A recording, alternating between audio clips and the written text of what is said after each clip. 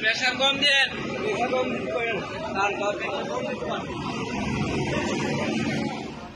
যেমনটা আমাদের proctor sir initially বলেছেন পর্যবেক্ষণ করার পরে যে হচ্ছে এটা অবশ্যই মনে হচ্ছে এটা পরিকল্পিত অবশ্যই।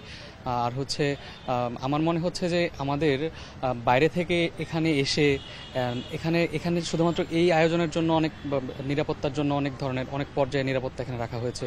যেমন হচ্ছে এখানে এক্সট্রা গার্ড রাখা ছিল, পুলিশ রাখা ছিল, আর আশেপাশে অনেকগুলো সিসিটিভি নতুন করে লাগানো হয়েছিল।